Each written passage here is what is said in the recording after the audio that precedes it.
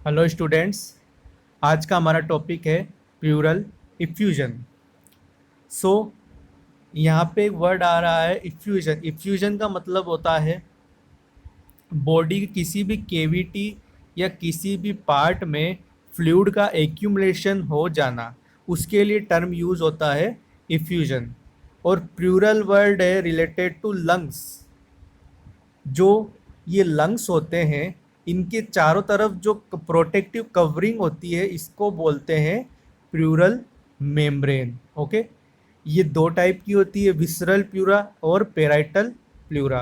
Okay, तो ये जो प्लूरल मेम्ब्रेन है, ये पेराइटल एंड विसरल प्लूरा, इन दोनों के बीच में एक स्पेस प्रेजेंट होता है जिसको बोलते हैं plural space.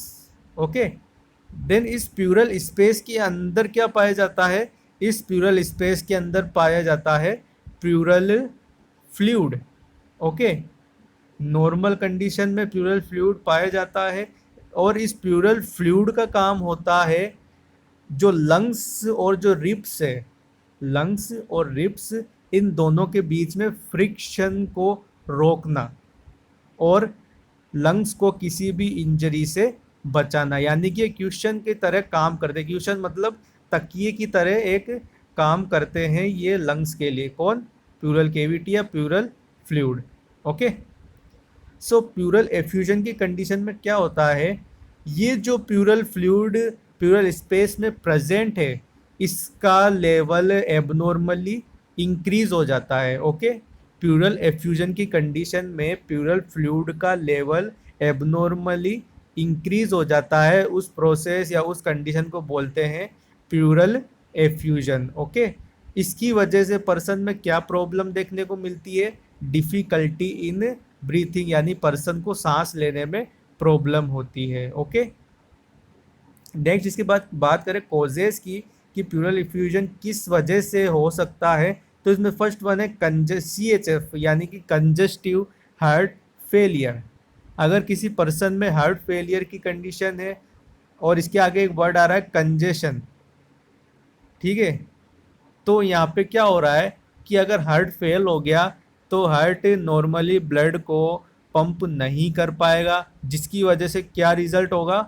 Pulmonary congestion. Okay, जो पल्मोनरी सर्कुलेशन है उसमें कंजेशन हो जाएगा, जिस वजह से जो नॉर्मल फ्लूइड का सर्कुलेशन हो रहा था वो रुक जाएगा। कौन से फ्लूइड का? प्लूरल फ्लूइड का। ओके, हार्ट फेलियर की वजह से पल्मोनरी सर्कुलेशन में कंजेशन होगा, और उसकी वजह से जो प्लूरल फ्लूइड का ड्रेनेज हो रहा था, जो सर्कुलेशन हो रहा था, वो रुक जाएगा। ओके, जिस वजह से प्लूरल केविटी में प्लूरल फ्लूइड का लेवल इंक्रीज हो जाएगा, और कौन सी कंडीशन एराइज होगी? Pleural effusion. ओके, नेक्स्ट इसके बाद कॉज हो सकती है क्रोनिक रीनल डिजीज। ये सब आपको पता है कि किडनी का काम क्या होता है? बॉडी से जो भी मतलब एक्सक्रीट प्रोडक्ट्स होते हैं उनको बॉडी से बाहर निकालना थ्रू यूरिन। बट अगर किसी भी तरह की किडनी में प्रॉब्लम हो रखी है, लाइक नेफ्रोटिक सिंड्रोम या रीनल फेलियर हो रखा है, तो बॉडी जो अंदर के जो एक्सक्रीट प्रोडक्ट है उनको बाहर नहीं निकाल पाएगा, जिस वजह से भी प्लूरल इफ्यूजन कंडीशन राइज हो सकती है। ओके, नेक्स्ट इसके बाद कॉज हो सकती है ऑटो इम्यून डिजीज। अगर हमारी इम्यूनिटी हमारी बॉडी को नुकसान पहुंचाने लग जाए, लाइक अगर इम्यूनिटी या एंटीबॉडीज लंग्स को नुकसान पहुंचाने लग जाए, तो वहाँ पे क्या होगा? इन्फ्लामेशन की कंडीशन होगी, और अगर इन्फ्लामेशन होगा तो प्लूरल एफ्यूजन के चांस होंगे। ओके, नेक्स्ट इसके बाद कॉज हो सकती है क्रोनिक इन्फेक्शन ऑफ लंग। अगर लंग्स में किसी तरह का लंबे टाइम से इन्फेक्शन हो रखा है, तो उस वजह से क्या होगा? वहाँ पे इन्फ्लामेशन होगा, और इन्फ्लामेशन की वजह से वहाँ ब्लॉकेज होगा, और ब्लॉकेज की वजह से क्या कंडीशन राइज होगी? Pleural effusion.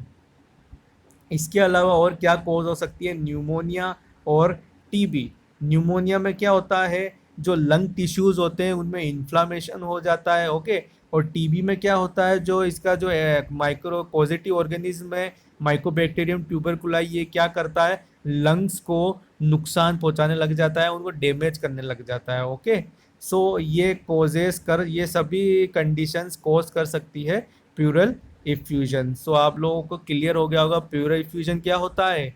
जो प्लूरल केविटी होती है उसमें एक्सेसिव प्लूरल फ्लूइड जमा हो जाना, ठीक है, किसी एबनॉर्मल कंडीशन में। ओके, सो इसकी कॉजेज क्या क्या हो सकती है, like congestive heart failure, renal disease, auto immune disorders, या क्रोनिक इन्फेक्शन लाइक न्यूमोनिया और टीबी। तो इन कंडीशंस में प्लूरल इफ्यूजन हो सकता है। ओके, नेक्स्ट इसके बाद इसकी पैथोफिजियोलॉजी की बात करें तो क्या होगा कि जो भी इसकी कॉजेज है या जो वजह है या जो कंडीशन है वो क्या करेगी, उनकी वजह से लंग्स में इन्फ्लामेशन होगा, ठीक है। और जैसे इन्फ्लामेशन होगा तो वहाँ पे क्या होगा, स्वेलिंग होगी, और स्वेलिंग की वजह से ब्लॉकेज हो जाएगा किसमें, प्लूरल फ्लूइड के सर्कुलेशन में, ठीक है।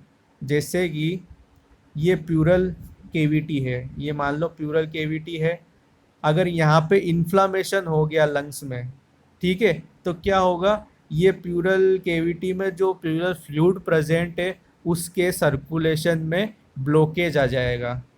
ओके, इन्फ्लामेशन की वजह से जो प्लूरल फ्लूइड था उसके सर्कुलेशन में ब्लॉकेज हो जाएगा, और यहाँ पे अगर ब्लॉकेज होगा तो क्या होगा, ये प्लूरल फ्लूइड यहाँ पे जमा होता जाएगा और जमा होता जाएगा। ओके, और इस वजह से यहाँ पे क्या हो जाएगा, प्लूरल फ्लूइड का एबनॉर्मली अमाउंट ज़्यादा हो जाएगा, ठीक है। तो जिस कंडीशन को क्या बोलेंगे, प्लूरल एफ्यूजन।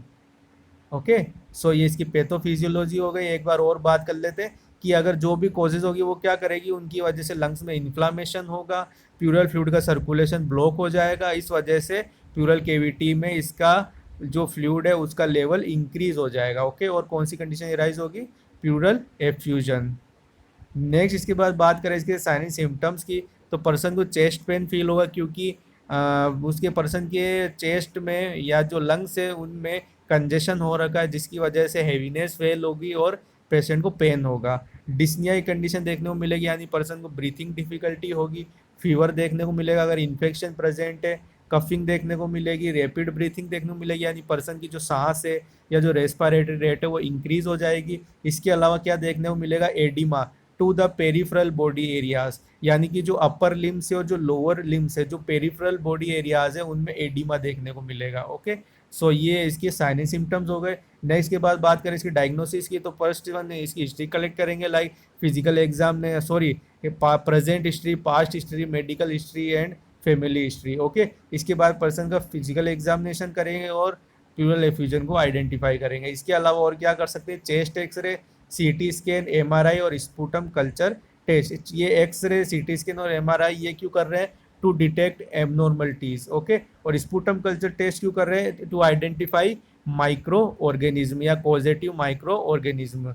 ओके, नेक्स्ट इसके बाद मैनेजमेंट की बात करें तो जो प्लूरल एफ्यूजन का मैनेजमेंट होता है, इसका मेन गोल यही होता है कि जो एक्सेसिव फ्लूइड जमा हो रखा है प्लूरल केविटी में उसको रिमूव किया जाए, ठीक है। तो इसके लिए कैसे रिमूव करेंगे प्लूरल फ्लूइड को, थोरेकोसिंथेसिस से। ये एक ऐसा प्रोसीजर होता है थोरेकोसिंथेसिस, जिसमें जो एक निडिल होती है वो रिब्स के बीच में से कहाँ पहुंचाई जाती है, लंग्स के अंदर या जो प्लूरल केविटी है उसके अंदर। ओके, और जो भी एबनॉर्मल वहाँ पे फ्लूइड एक्यूमुलेट हो रखा है उसको एस्पायरेट कर लिया जाता है, रिमूव कर लिया जाता है। ओके, इसके अलावा और क्या सर्जरी कर सकते हैं, प्लूरेक्टमी। इसमें जो पार्ट अफेक्टेड हो रखा है या डेड हो रखा है उसको सर्जिकली रिमूव कर लेंगे। ओके, सो अगर आपको ये वीडियो पसंद आई हो तो लाइक कीजिए, और अगर कोई प्रॉब्लम है तो मुझे कमेंट में पूछिए। Thank you.